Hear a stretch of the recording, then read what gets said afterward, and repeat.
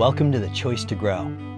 I'm Scott Schwenk. Through these dialogues, we'll explore fresh perspectives and discover practical tools for navigating a thriving life that adds value wherever we are. I'll introduce you to innovators and creators from across our world who embody what it means to cultivate growing as a way of life. Let's prepare together. Take a deep breath in. Hold the breath briefly as you soften your shoulders and soften the soles of your feet and palms of your hands. Then exhale like you're releasing tension and setting down a heavy burden from every cell. Now let's dive in. Welcome back, everybody, to The Choice to Grow. I've got a special guest. And this guest was introduced to me by my mentor and friend, Vanita Ramirez. Perhaps you've heard that episode. If you haven't, I highly recommend checking it out. So today I've got with me Eugene Pustoshkin, and he's an integral psychologist and therapist in private practice in Moscow as well as online. And we're going to get into what integral is and integral theory. We've been touching on it here and there. Some of my guests are very steeped in it. Some of my future guests are very steeped in it. So it's important. And it's really an underpinning of the work that I do, helping people to wake up more deeply, grow up more fully, clean up the unconscious storehouse, and show up as our best selves. Eugene is the co-founder and teacher of Integral Awareness Meditation, the IAM process. He's a very experienced group work facilitator who led and co-led 100 plus weekend workshops. Together with his life partner, Tatiana, he co-teaches advanced integral awareness courses. And these weave together awareness meditations, adult development models, and Ken Wilber's integral framework. Really, to boil it down, I think that Ken Wilber himself will speak well for Eugene. Ken writes about Eugene. Eugene Pustoshkin is a major representative and promoter of integral meta theory in Russia. He has a superb understanding of this radically new approach, and he has worked endlessly to get it accepted and spread in Russia and elsewhere. He's particularly helped by translating many of my works into Russian and has done a brilliant job with this task. I'm deeply grateful to the work he has done to help promote and spread integral meta theory, and I can certainly recommend highly any projects he's associated with. So without further ado, I'm really happy to welcome you, Eugene, to The Choice to Grow. Thanks for being here. Well, thank you for inviting me, and I'm really happy to speak to you and share presence and meanings of what it means to have a holistic, integral life. When you hear the title of the show, The Choice to Grow, what does that evoke for you? Well, being a psychotherapist, I've been thinking a lot about the things that make us stop growing, for instance, and that at certain stages in life we might make, for instance, a decision like a defensive decision to stop growing in a particular line of life or something like to freeze our growth and. In order to continue, we have to return and make the choice again, like make a new choice to grow. And this is one particular way to see it through, shadow work, working with our um, uh, childhood traumas and stuff like that. That sometimes we make choices, but also for me, when I hear it, it is about the importance of our intentionality. That growth and development is not just something that happens to us. There is some kind of help from the environment and from some kind of deeper forces, probably, which are evolutionary forces. But also, it is dependent on our intentionality, on our choice, on our intentions and will and everyday activities that we do. And we live all our lives, we make small choices, big choices, and all of them may lead to growth. So this is what which associations I have when I hear the title of your show. And when you look at your own life, where you've come up against challenges, what do you see about where you've almost quit or backed down and something shifted, something opened in you, or somebody showed up with the right resource and you grew past where you thought you could? I think like many situations like that. I can remember when I was just starting working with integral psychology and integral framework. I became very curious because I found those Ken Wilber's books at a Russian bookstore in Russian, and I tried to read integral psychology, and I thought myself to be a smart guy, but I was reading and I was not understanding. I was feeling challenged, and I thought, "Hey, that's something strange. I really want to understand this because the whole idea I like it." And I started to try to read him in English in the original language, and I realized that the language was so clean and pure. That's what actually motivated me to start to try to translate what I saw as very pure and clean to Russian. So as I was starting to translate the work, I was translating it first some essays like the paper an integral theory of consciousness, which was published in a journal of consciousness studies, very important paper, that article that Ken Wilber wrote. And um, I was doing that as I was studying at university for clinical psychology, and it was like, what am I doing? Because I need to do something pragmatic with my life, find ways to earn a living, to do something, practical. And here I am, I'm translating all these articles. And what do I do with them? And I just decided to give away my translations for free. I just started to post them online, to share with people. This is how all it started. And I found this myself in a particular spot. When I was not translating, I had to encounter, daily mundane circumstances of my life, which at that time were not very happy for me. Like, well, it was um, not the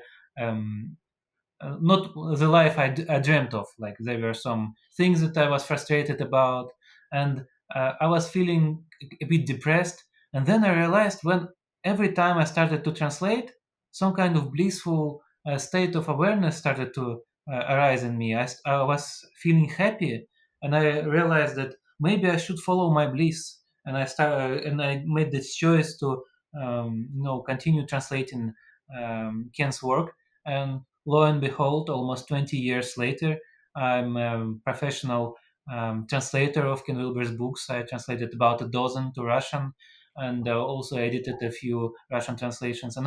But not only that, I'm my whole life and professional life is penetrated with the integral vision that Ken Wilber and other authors, other thinkers and visionaries described. And I'm actually.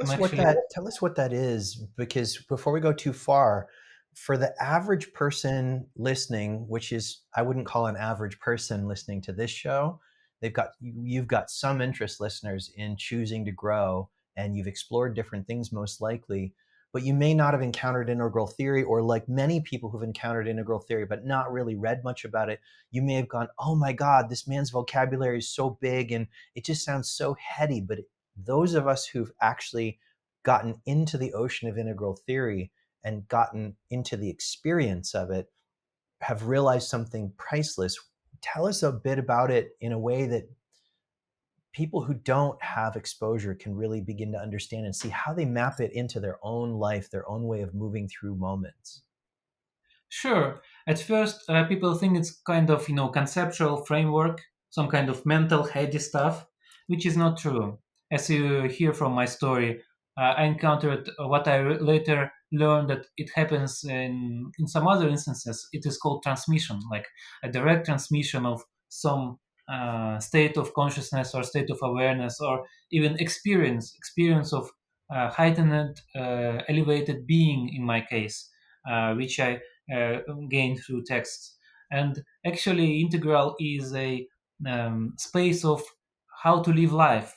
It is not about simply a kind of meta theoretical conceptualizations, models of reality which we think about.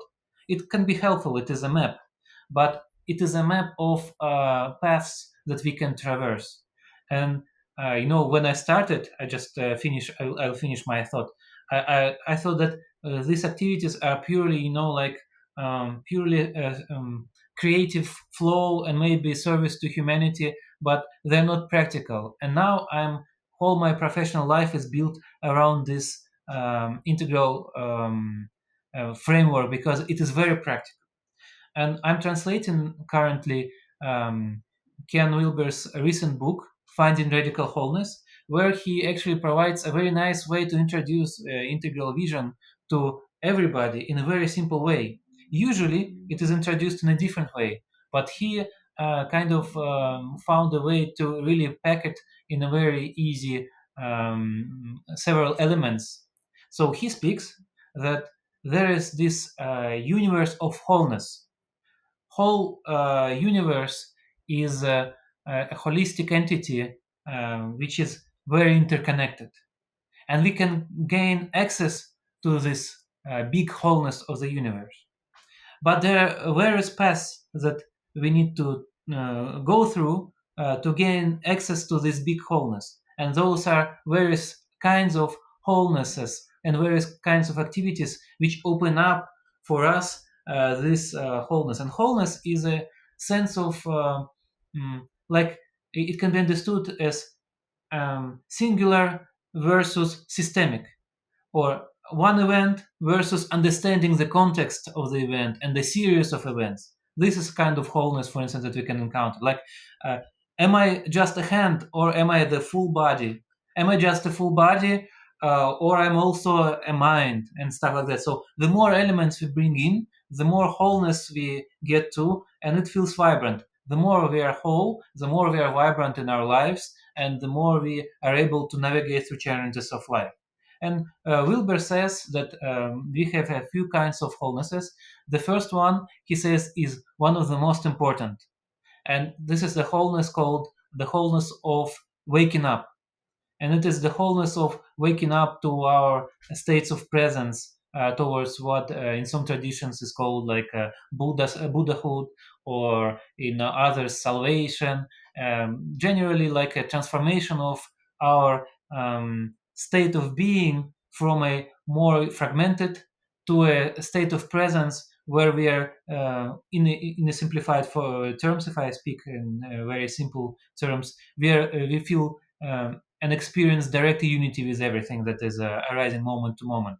And it is not just unity, it is a unity which is followed by the feelings of sublime bliss. So this is waking up wholeness. And then there is a wholeness of growing up. It is growing up to our maturity. As children, we might experience, peak states of waking up, but we don't know how to pay for our bills, for instance, or how to navigate relationships, or how to, go to work and do our professional activities. We basically have to grow up, go through school, and in integral vision based on adult development psychology and also child development psychology, we speak about stages of growth. It's not just about growing up through school into workplace or any other kind of activity. It is also maturity of our psyche. We all meet somebody who is an adult in the body but acts and behaves in some situations like a child, and all of us are doing that in some instances. Some are in relationships, others, when it comes to earn a living, to make money, others in when it comes to creativity and artistic self-expression.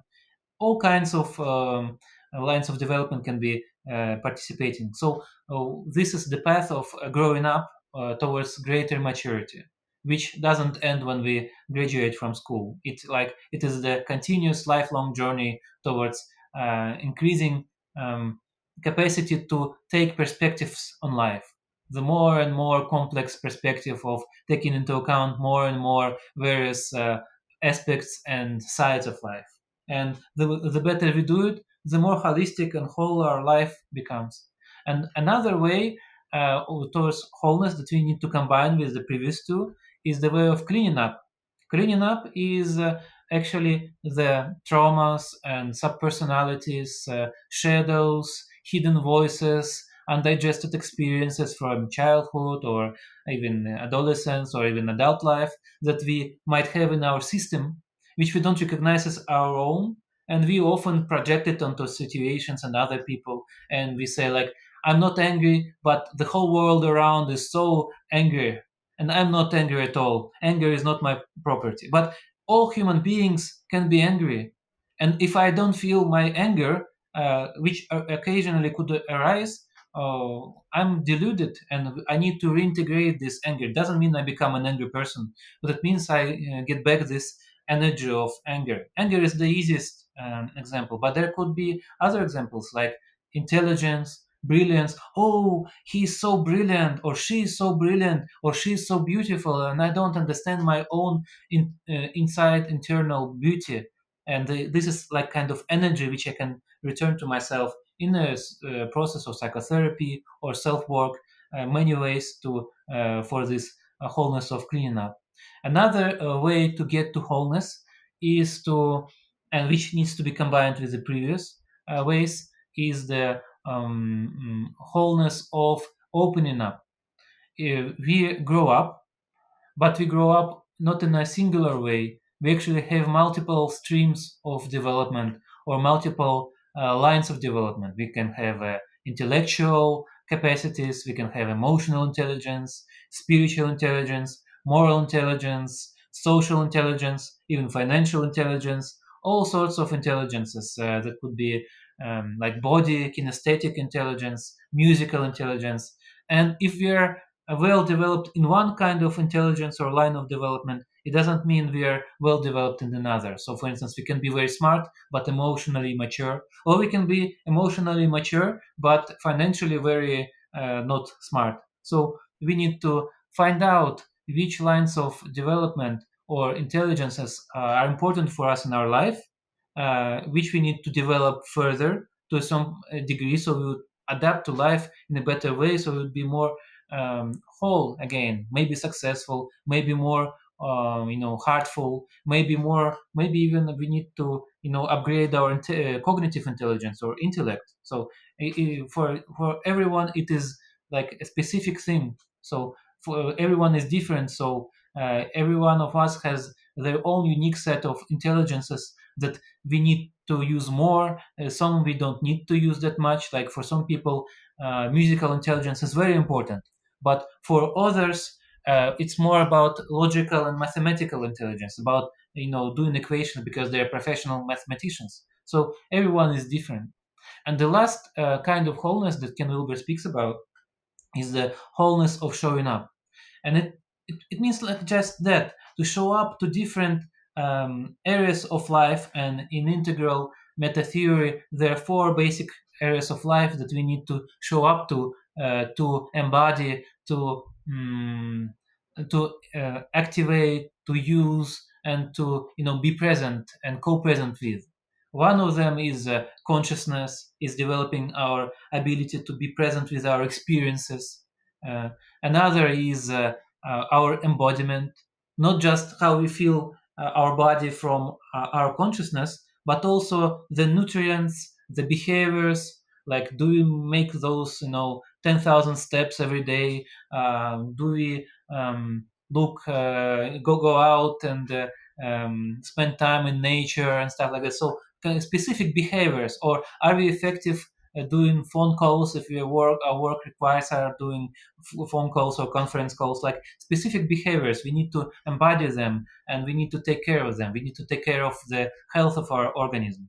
And another area is the relationships. We need to take care of our relationships. We need to find healthy boundaries, and we also need to find unhealthy boundaries and dissolve them. So we need to find ways to how to be attuned to each other and to build holistic relationships with our families, with our close ones, and with people at work, for instance. And the final area where we need to show up is society. It is social systems. It doesn't mean we need to become famous, but what it means is that we need to find our evolutionary place in the social system dynamic, where we do most goodness to the world and to ourselves. Like it is like some place which is sustainable for us to sustain our family, sustain ourselves, and also bring beauty, goodness, and truth to the world. So we need to equilibrate, we need to balance all these four areas, and this is what it means by showing up. So basically, integral is a way of living where we take care of waking up to our deepest nature, growing up to the most optimal maturity in our life. It doesn't mean we have to be, Superman with super egos, but if we are not mature enough, we need to work, make a choice to grow towards greater complexity of life, which actually tries to dance with us.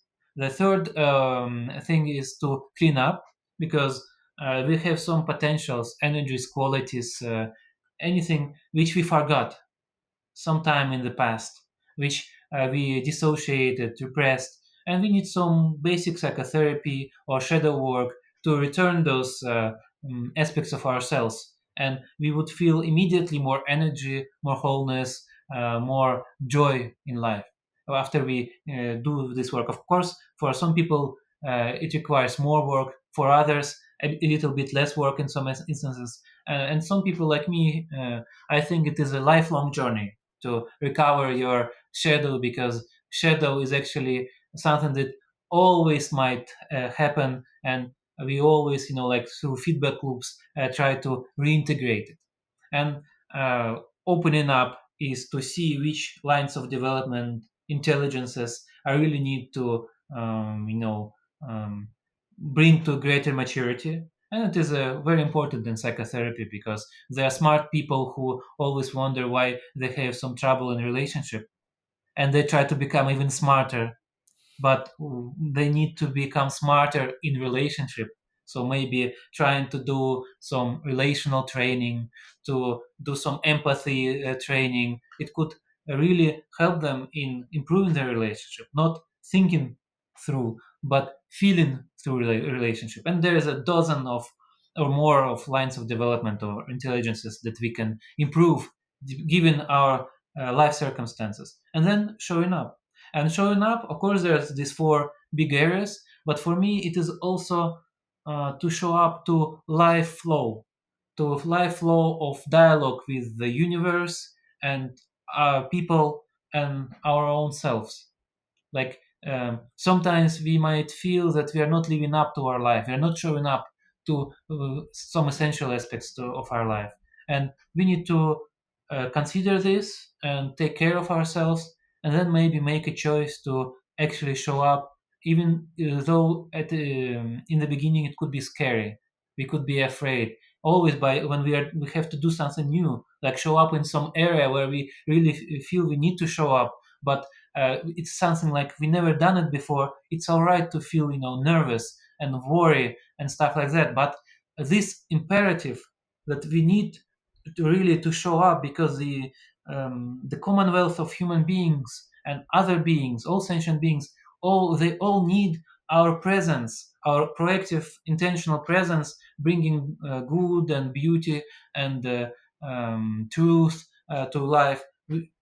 All all our input matters. So this is where showing up is not just a simple thing. It is actually very crucial. It integrates. It kind of integrates all other kinds of wholenesses. So this is what integral is about in the most um, down to earth way. It's about reaching this big wholeness in our life practically, not just by thinking about it or by just doing one kind of wholeness. We really need to reestablish connection with all these kinds of wholenesses, and there could be some other additional wholenesses, like some additional ways of connecting with this uh, way of integral life.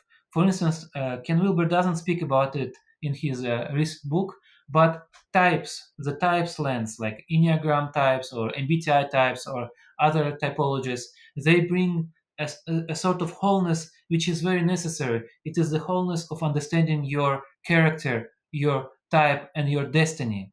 If it is about a type which doesn't change in life, but which is like more kind of a diamond type of your life purpose, because at least I personally believe that we are not randomly put into life into specific conditions. There is some deeper underlying pattern of why we are like ourselves, why we have these troubles that we have currently, and why we have these gifts, and what sorts of lessons we learn in our current lifetime. I think there's a pattern that connects all of that. It is not random. It has a deeper meaning which we could uncover, and um, studying our own typology would be one of the ways to uncover it, and also understanding types of other people, because like for instance I could be an introvert, somebody else could be an extrovert, and it's like in different ways, and it could be, we need to understand each other and help each other and see our strengths and weaknesses and form cohesive teams to do something good in life. So that would be another type of wholeness, and that would be like a brief overview of kinds of wholenesses that Ken Wilber speaks about so brilliantly. And he has more dense works, more technical language. If you're more like into philosophy or psychology or psychotherapy, you'll find a rich treasure in his books. And also, one advice is to read them, carefully, sentence by sentence, because um, they really give you a kind of transmission of presence, of integral presence, which is so motivating. Maybe it is even more important than all these specific details, because it is a kind of inspiration in life that we can gain through integral books and through other achievements of life, like paintings or music or anything else. Here it's about philosophy and very holistic way of living and doing things. Mm, thank you. That is such a rich tapestry.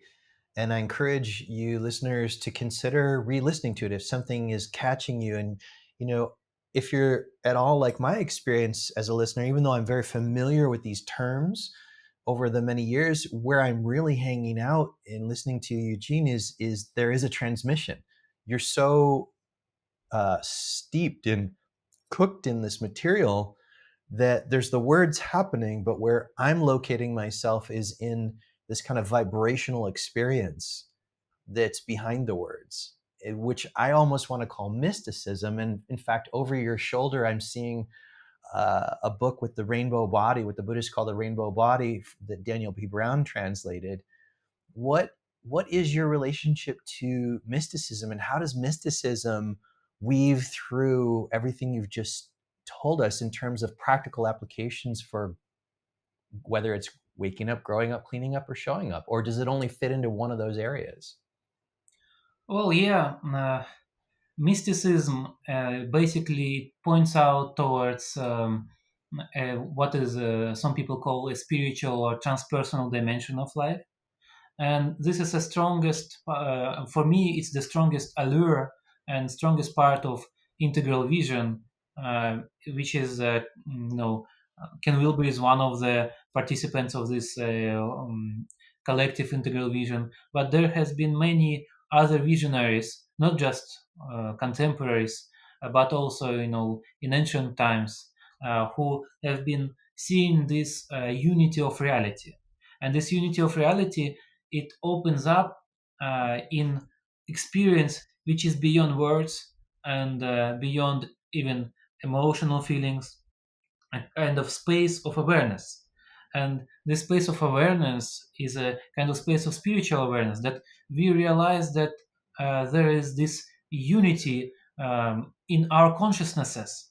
Like Ken Wilber likes to quote Schrödinger, who said that consciousness is a term, is a word which in singular, a plural form of which is unknown. You don't have like consciousnesses. You have just one consciousness which is shared among all of us. So this is basically what mysticism speaks about. Mysticism is a practical way to, how they say in Orthodox Christian tradition, like Orthodox mysticism, it's like a way of recollecting Holy Spirit. And Holy Spirit is a kind of energy which brings forth spiritual presence, presence of something that is greater than us, something which is greater than our life stories. something which is greater than the whole human history combined. It doesn't mean it is not important, but it is put into a context of which we are not thinking about, but which we feel inside. Like Mahatma Gandhi said that there is an indefinable, mysterious power.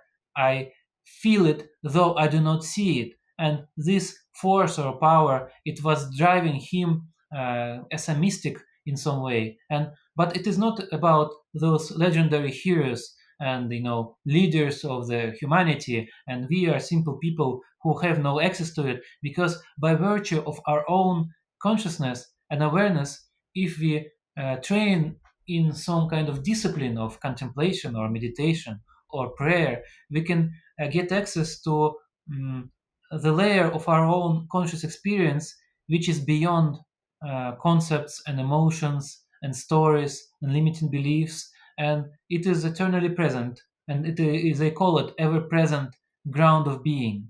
And we are always feeling that we are returning home when we recognize that we are in this nest of being, in this ground of being, which is never away. It is like we're a child sitting on mother's lap and looking around, where is mother? But she's behind us, and then we turn back and we instantly recognize, here is my mom and my motherland, my home, my homeland. So mysticism is a very practical and simple way to always already feel at home with the deeper reality of our awareness, of our energy. And also it is not just passive contemplation. It is a source of meaningfulness in our daily activities, in very simple activities like drinking tea in the morning, or in very complex activities like social activism or academic career, or being a psychotherapist, or being a taxi driver,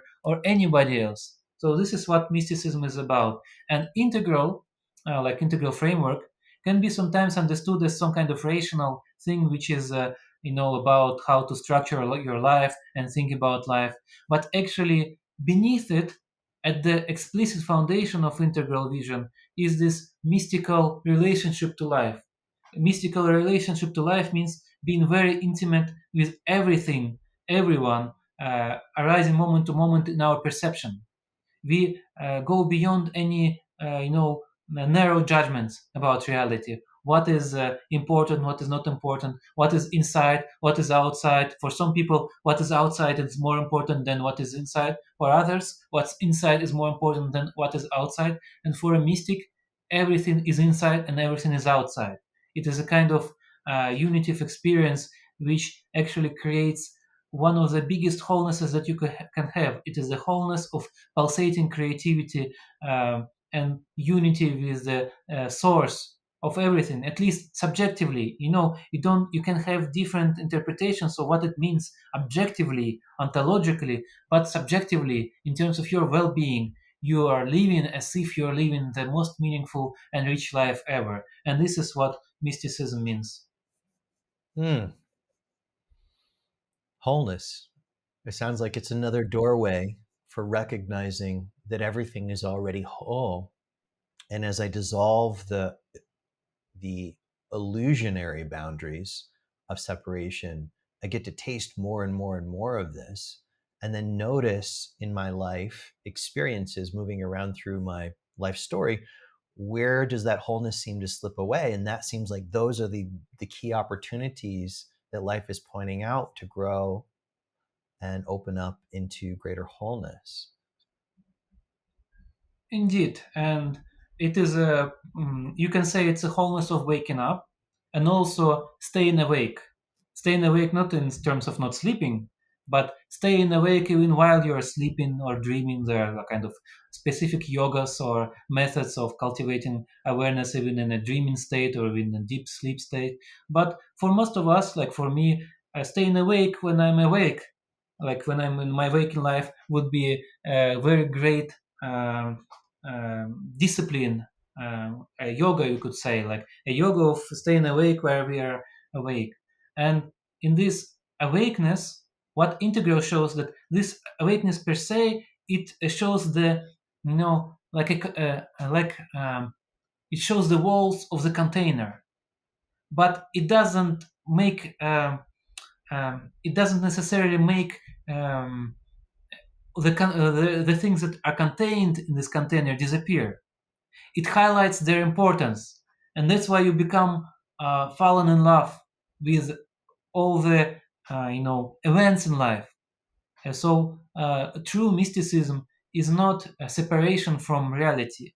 It is like you start to see the wholeness of the container, and through that you become very caring about the contents. And What do like you I mean am by a content. container? What do you mean by container? Can you unpack that for us? Like The wholeness of container the is container.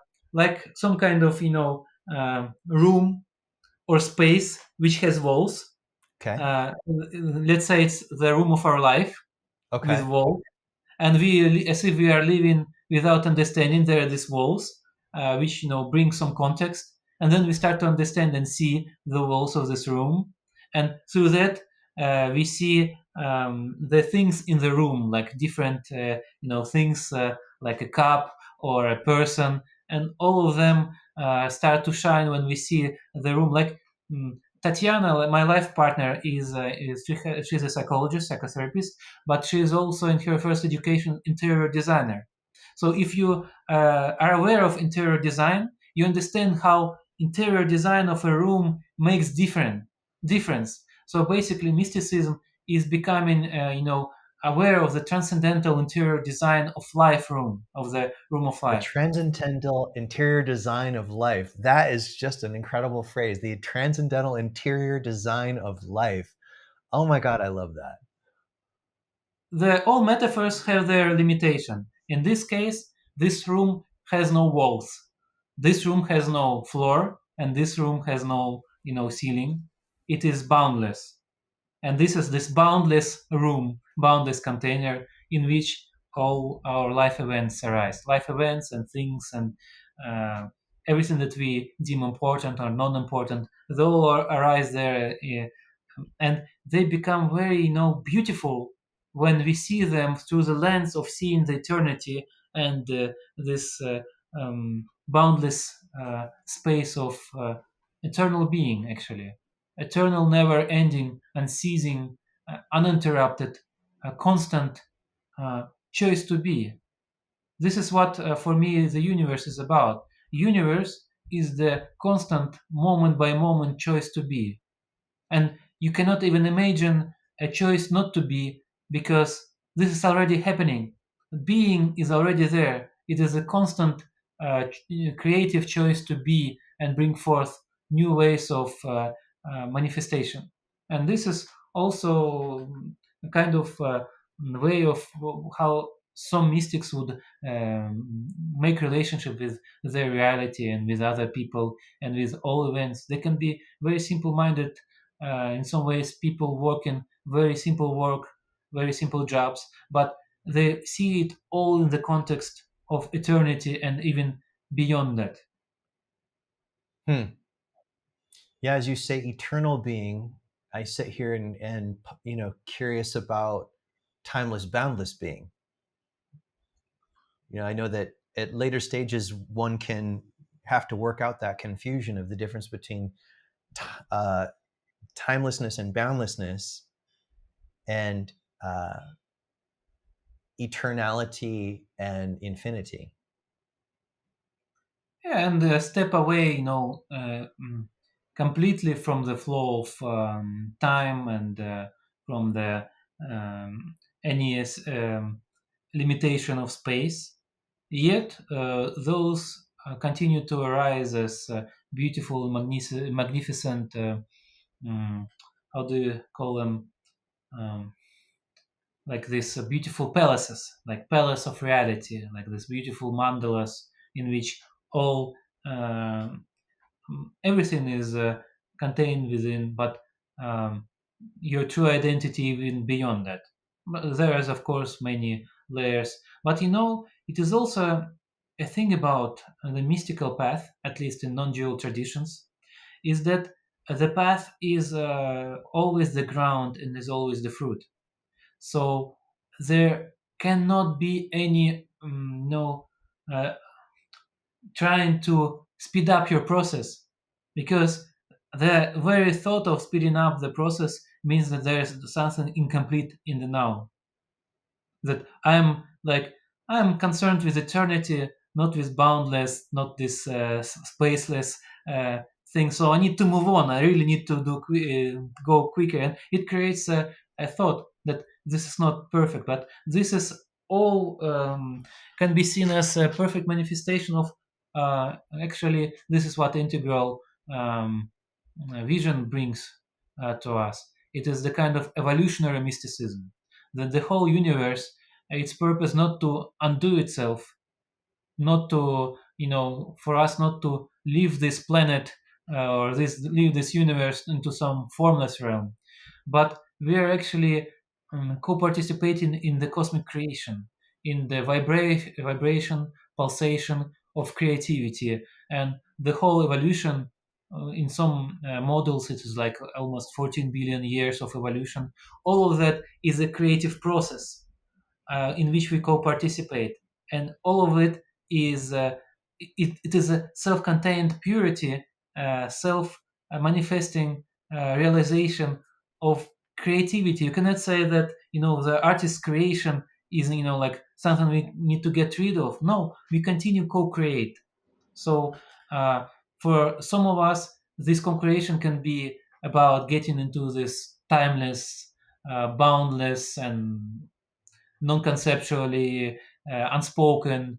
Um, we cannot even name it, but uh, it is not necessarily so, and it does not require for our consummate wholeness of this moment. There is no necessity to go anywhere but here and now, because this is what's so interesting about this whole thing, is that the whole fullness of this ultimate presence, it is right now. If I'm looking at somewhere else, I'm making a mistake of looking somewhere else, which is also okay.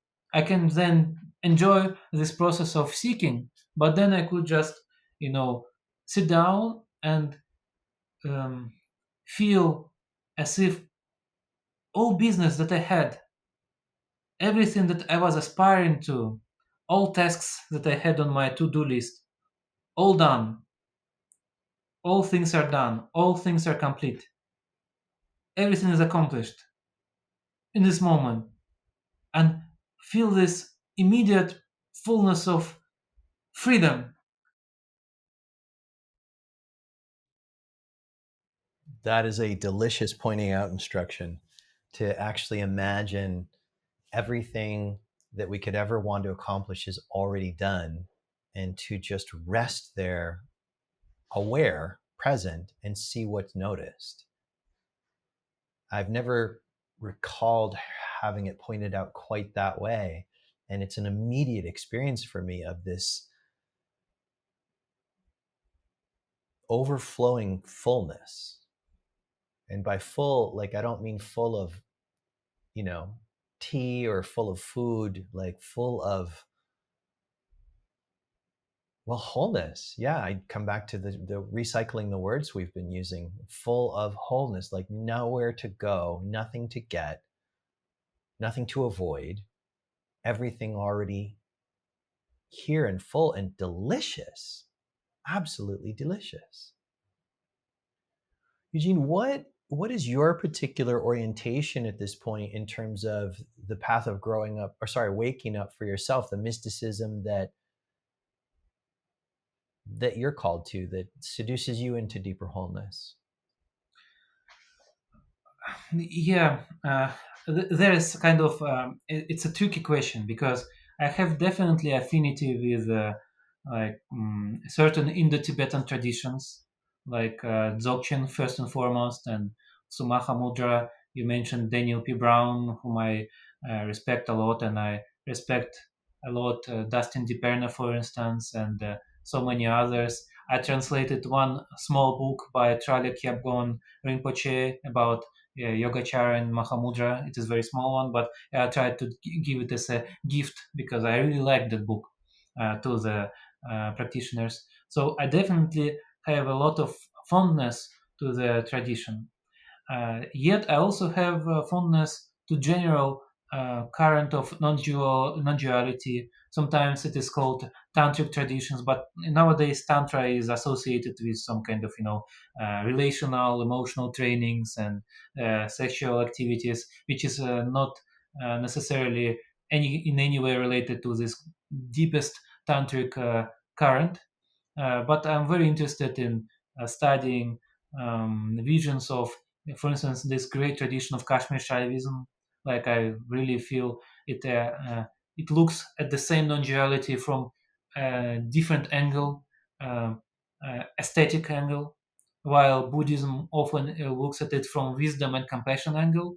Uh, Shaivistic tradition looks at all that is arising as a sign of beauty, and also it is a something which can be called theistic non-dual mysticism that doesn't have to postulate that there is no self, for instance, which can be understood in different way, but it actually is very free about that our personhood, our self, in its deepest um, ground, is the same self with capital S. It is not that our small self is like no self, like we have to let go or dissipate it in order to become this big self. There is this nuanced, sophisticated continuity between our current mundane self and this big self called the divine being, for instance. And Ocean I and really, waves, maybe? Ocean and waves? yes, or vibration of it's not even like ocean and waves, because it is kind of it's difficult. I'm not like I'm just studying it, but it's difficult to convey. It is like uh, there is this fullness of completeness in all aspects of reality, like a hologram. There is no need for a person who is limited to try and be unlimited, because he or she is already unlimited. And the only thing you need to do is to just recognize it in the moment, and recognize it through uh, um, dissolving attachment, not destroying it, but dissolving exclusive identification with time, with smaller self, with everything.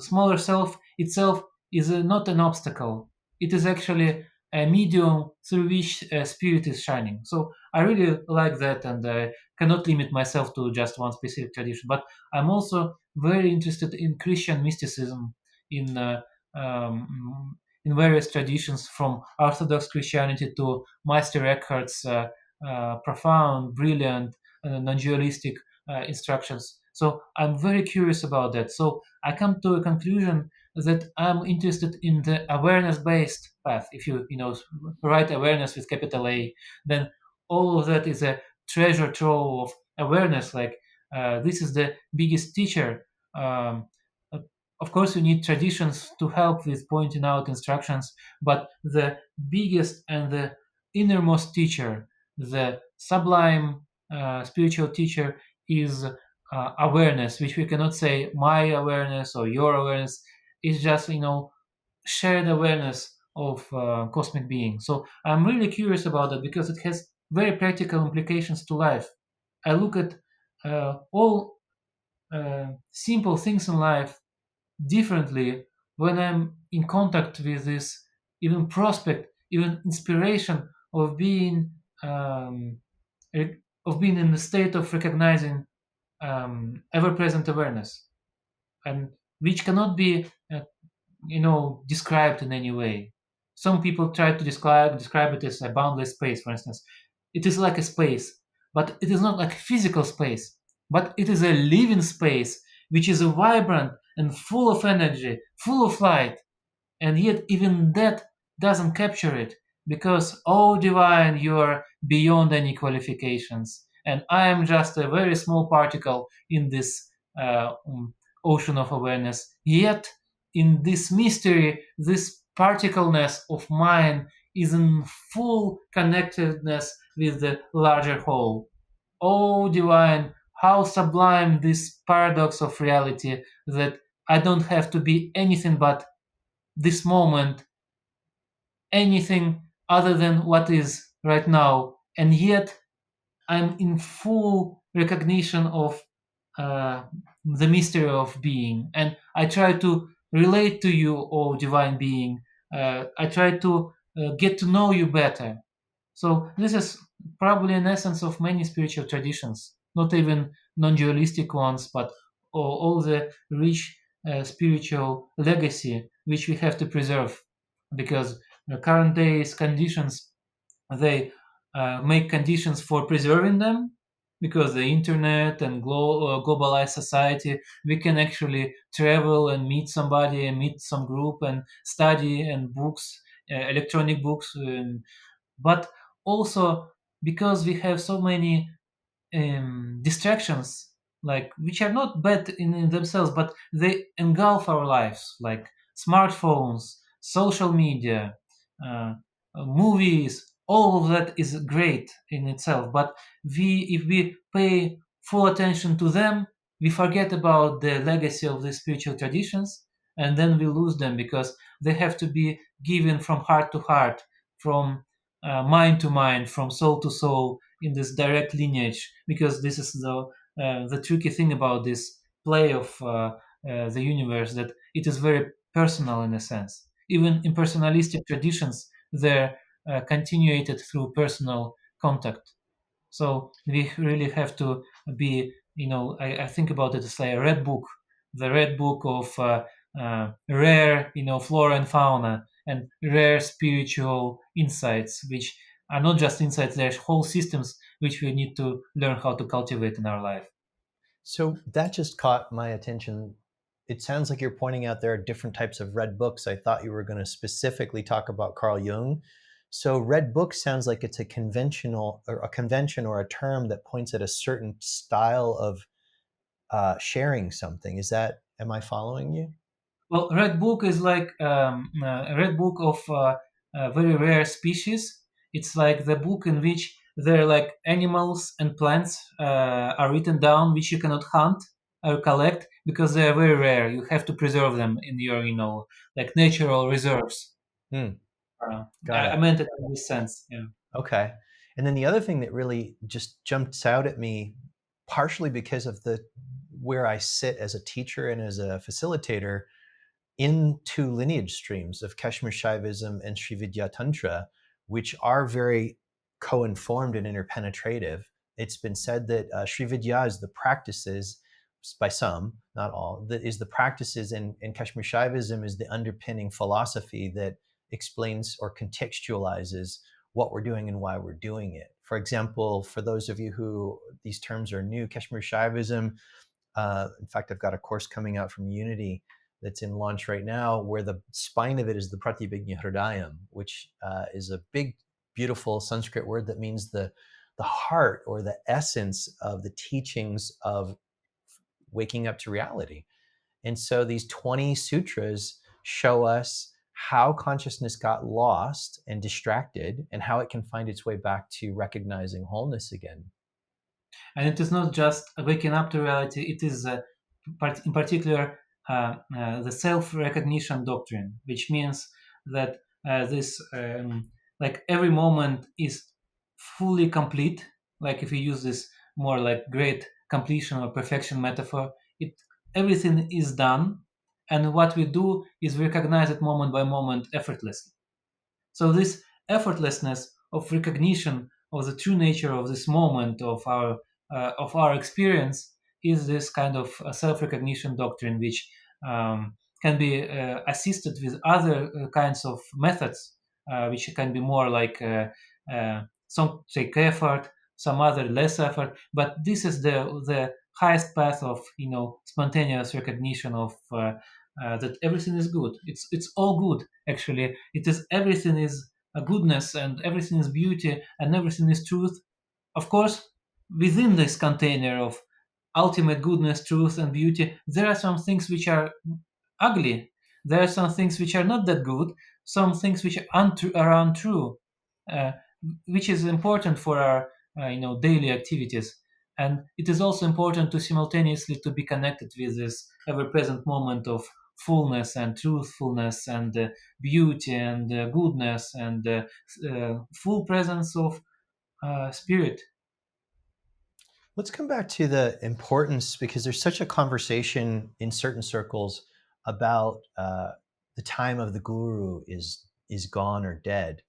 And the way I hear that for myself is like, there's no way it's possible, as somebody who's been authorized to give certain empowerments and initiations in what's called the ear whispered tradition, as you pointed out, like from heart to heart, mind to mind, whispered from teacher to student and passed along in an unbroken lineage, not written down. I don't see that the need for the teacher who can transmit things ever goes away. But there's this conversation afoot, and there's somebody I believe I'm recording with this weekend who's a lama, a Western lama, and in our email exchange, she was unpacking this experience she's having of her own community, the Sangha, as the next guru. And my response was like, okay, the guru, the one who can transmit wider states of awareness by embodying them and using skillful tools, is not separate from the gathering of seekers, the Sangha. Like, what do you see about the enduring value and importance of having a teacher who's further down the road than oneself is, to be able to even non-verbally sense or suss out or calibrate to the wisdom stream that they're actually drinking and teaching from? I want to highlight first the importance of the other point that you mentioned by your colleague Lama, who said this importance that the next guru is a sangha or the collective, and um, I have extensive experience of facilitating and co-facilitating group work, and it is based not just on some kind of mm, linear activity, but also on field awareness. And there is a great deal of truth that there could be a greater wisdom that could come through the field of a community or group which is facilitated skillfully and which has this evolutionary dynamic. There will always be shadow dynamics, there will always be group dynamics, there will be regressive tendencies because groups are there, it's the mechanism of their work. But if it is all facilitated skillfully, you can really have a teaching arising through presence of everyone in a group.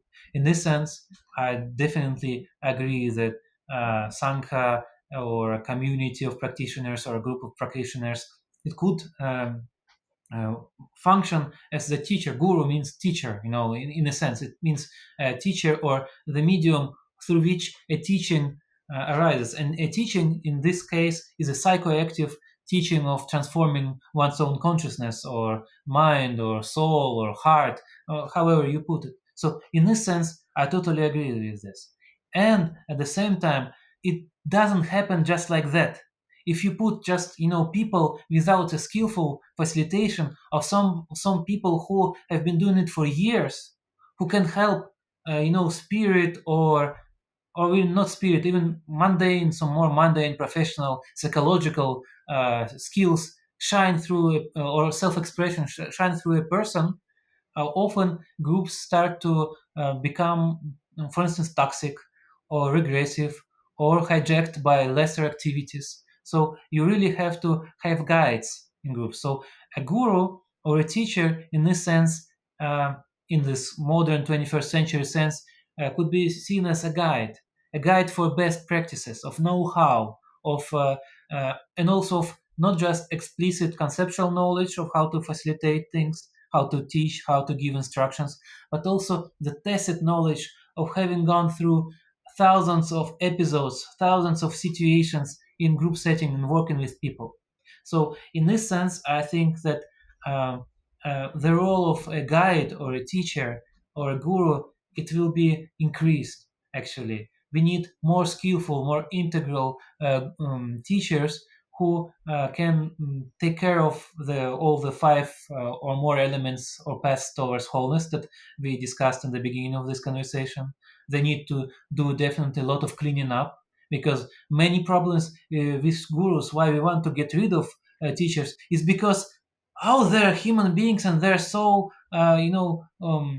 fall prey to human folly and to shadow, and they can do nasty things as all people, as we constantly do to each other. We constantly do some thing. We Some people do worse things. I don't want to be very relativistic about that. And some teachers really betray trust of their students, which is very important to for us to collectively reflect. But I think that the future is in recognizing the potentialities of all areas of showing up, of collective group presence, and you can really be very skillful in working with the field, with relationship with group, with taking care of group dynamics, of collective shadows that arise, of facilitating collective reflection, and of highlighting the best potentials, the guru potential in each of the participant, in each of the students. But also we need to highlight the importance of the people who are holders of awareness, holders of expert knowledge, who has spent often decades or many years in learning how to shape this space of teaching, how to internalize the teaching, how to look at it from thousands different perspectives. This is what best teachers do, like at least in authentic traditions. They are not just, oh, I have a peak experience, I'm enlightened now, I'll go teach intuitively. No, intuition is always combined with a rigorous uh, effort towards perfecting your capacities and your understanding of the tradition and its different perspectives, and different types of people, different ways to approach them. And so it is not that teachers themselves would disappear, it's that they would become more postmodern, more integral in a sense, more up to date with current realities. This is what integral vision is speaking about. It's not that we lose gurus in favor of just some collective thing. It doesn't work like that. What works is the combination of both. Like integral is not either or; it is both and. So we need more holistic teachers, and we need more holistic methods of cultivating group presence, and also other areas. And then we have this synergy of effects which bring a really mm, integrative experience to people, with where this errors and mistakes are diminished and good outcomes are increased.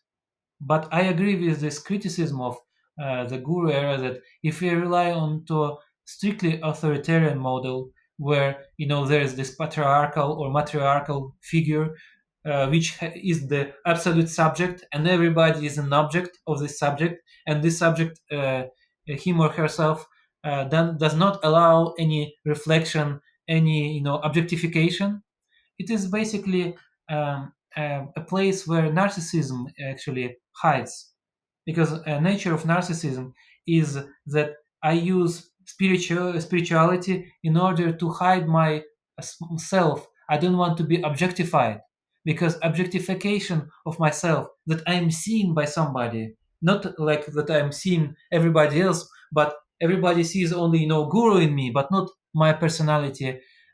This is very painful for our narcissistic tendencies. Narcissism is not, of course, it can have moral defects. Of course, we need to take care of moral defects, but it is a trauma of feeling uh, feeling so much shame about being seen. So we can actually, this Adlerian model of power, will to power and will to hypercompensation. So we hypercompensate. We reach really high altitudes of our spiritual awareness. Uh, Actually, we do that. So many great painters were narcissists. Politicians, becoming even presidents of certain countries can be considered by some narcissists.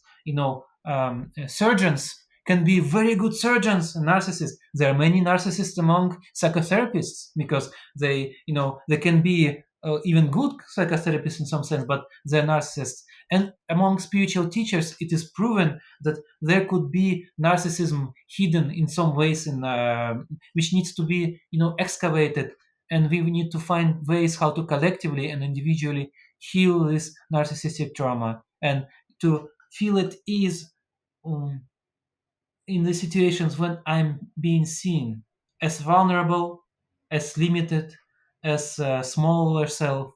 It doesn't cancel out, it doesn't undo all my spiritual, capacities. But we really need to look into it and to be very tender about this narcissistic core. And this is where this criticism of the Guru Institute, it's spot on. Most of the problems are related to this character pathologies. Uh, and people, it is a stigma, and we have to avoid stigmatizing. But we also have to be aware that, for instance, narcissistic personality disorder can have a dark triad of traits: psychopathy, Machiavellianism, like sociopathy, and narcissism, which is has like it is kind of a schism of personality, like segregation of a good part of personality, which contains all good projections and all good qualities, and all bad parts, and it is like a split personality almost in a sense. And in this split personality, you have this bad, like quote unquote part, which has this narcissistic tendency to actually hurt people. Because this is the thing. I'm not, if I'm a narcissist, I'm not even aware that actually I'm killing people's hearts. I'm breaking their hearts. I'm not aware of it because in order to be aware of it, I need to be vulnerable towards being seen and towards to become, the same with others.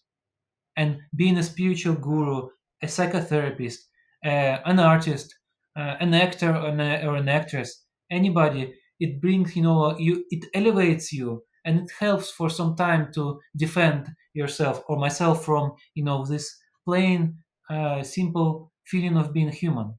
So this is where 21st century teachers can actually become even greater teachers by reconnecting to our humanity. This is what I adore, respect in John Wellwood's work about spiritual bypassing, and how he spoke about that we are not just human beings trying to become, awakened beings.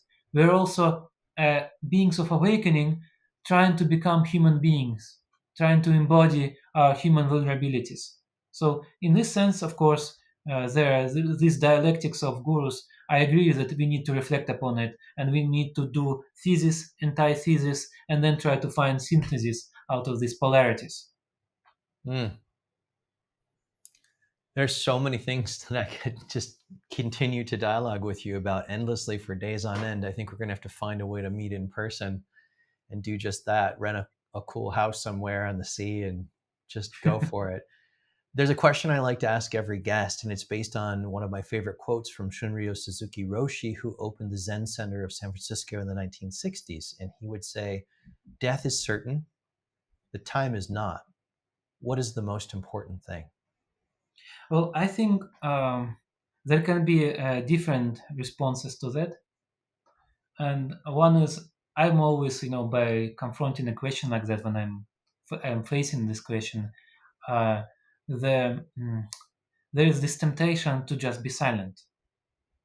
Yet, I think now, evolutionary wise, what is the most important thing is to find ways for this silence to be present while we are trying to convey it in communication and sharing it with in our words and in our deeds, in our artworks, in our different activities. Every one of us have their own ways of contributing to society. So I would say this is the most important is to be connected with this um, non-conceptual stillness and silence and obviousness of what's most important and conveying it through all the different multiple simple and complex means. Like I'm not like simpleton and I'm not this complexity guy. I'm both.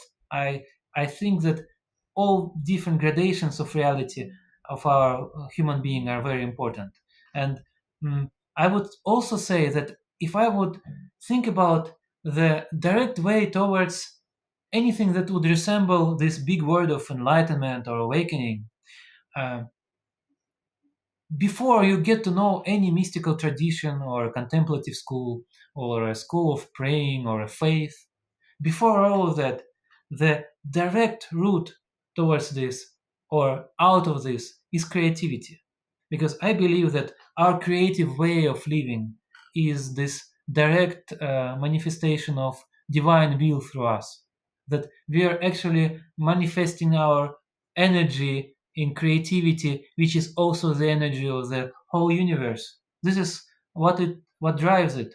And this creative energy is not a some kind of mistaken avenue of some being out of which we need to get away. This is actually the path. It is actually the perfect manifestation of the whole purpose. We don't have to, be boundless or any, be mystics or whatever. We only need to find contact with our innate creativity, which all human beings have. I have this solid belief that we are all not just Homo sapiens, but we are creative beings. We are, how would you say it in Latin, like Homo creativity or whatever. We are being who co-create. So this creativity is what is inspires artists, but it also inspires every one of us. Creativity is the foundation of all human activities, and I believe of all universal activities. But I don't know. I haven't been a mouse or a bat. I don't know what it is like to be a bat. What it is like to be a mouse. But I know what it is like to be a human being of my particular qualities. And I would say I think that what is universal across all cultures, all religions, all ways of being is this creative impulse which we all can connect and draw inspiration and be inspired to be connected with the spirit which tries to create through us and with us. How would you define being creative? People hear that in so many ways, and many students I've encountered over the years have a story from being criticized as children or compared to a sibling and say, "Oh, you're not creative, your sister is." And I say, "Well, can you appreciate beauty?" "Yes, I can." "Well, then I say you're creative." How do you unpack that for people and help them recognize what it is to be creative? Yeah, it's not a commandment, thou shalt be creative. Like if it is like that, it is already stiffening this creativity. I like how Taoists speak about unity with Tao and letting Tao or Tao move you instead of trying to point it into a specific direction. You are responsive and perceptive towards life's energies, and you are co-dancing with life energies in this transparency of being. So creativity in this sense, it's not like this commandment. It is more like this playful relationship to life. It doesn't mean playfulness but not seriousness. It could be both playful and serious. It could be playful and not serious. But this particular way of playfulness and feeling the energy through the medium in which you apply your creativity. I learned creativity when I was writing poems at high school. As every many people did, in their adolescent years. And when I learned how to write very quickly on keyboard and write texts, and I was writing them as if something was going through me, and I was feeling this tingling sensation of energy of creativity in my fingertips. And for somebody, it could be like in a dance when they move, they feel this kind of almost subtle energy of creativity through their embodiment. And for others, it is in thinking. And for me, for instance, too, sometimes I get so elevated by trying to contemplate the intricate realities of life, philosophy of meaning of life, that I feel very creative and alive. So creativity is kind of aliveness of energy, which is we allow to move through us. In there is no this is the thing. There is no specific way or algorithm to be creative. It is, or it's not even about be creative, because be creative, it's like it's a demand. It is about allowing to to feel into creativity. It is unqualifiable. It is a mystery. But when I do it, when I let it move through me, I know it is creativity.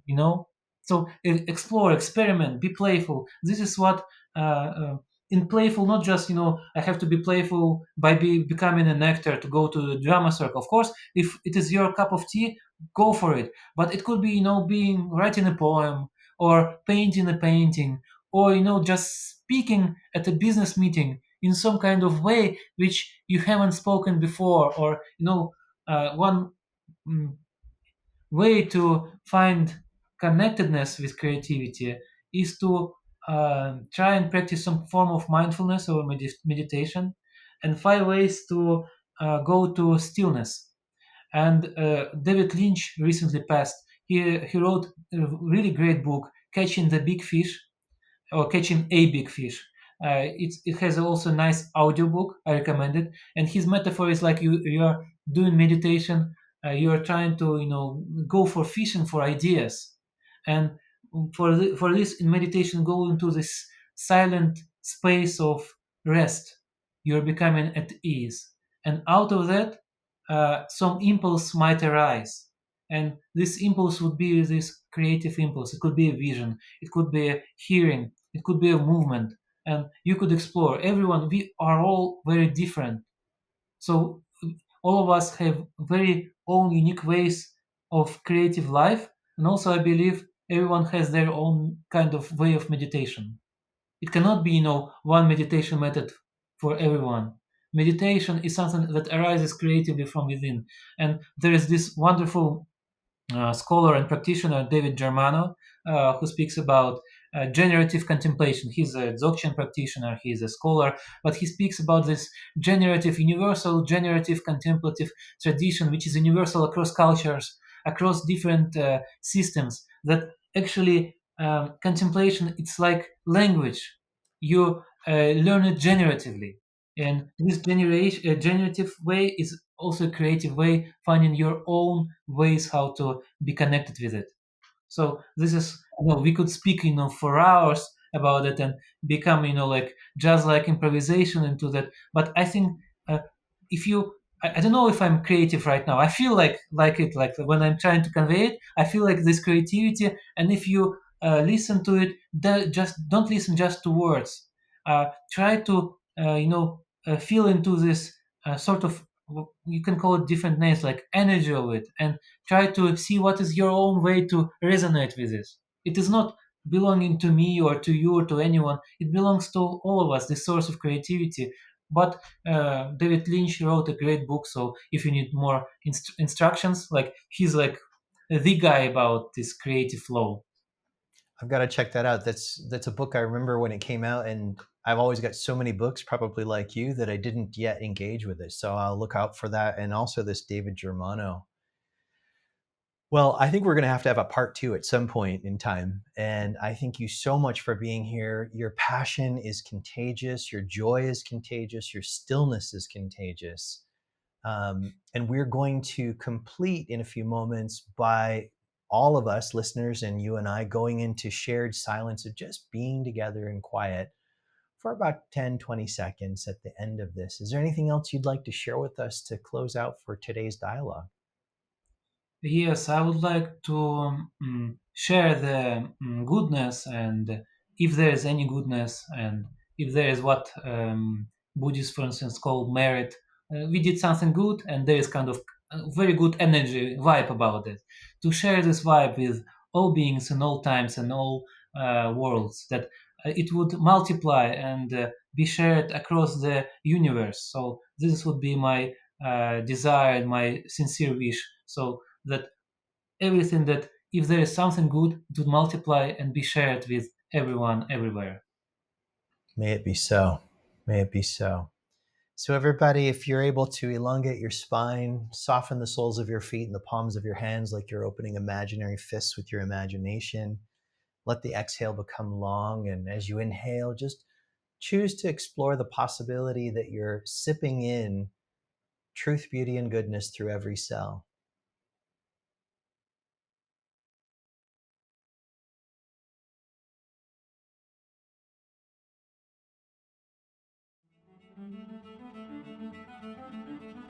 Loving the episode? Click to follow, like, and share it as widely as possible. Want to go deeper with the choice to grow? Explore the show notes. You'll find links there for going deeper with our guests, as well as how to work with me in the work of waking up, growing up, cleaning up, and showing up. Thanks for listening. Can't wait to join you in the next episode.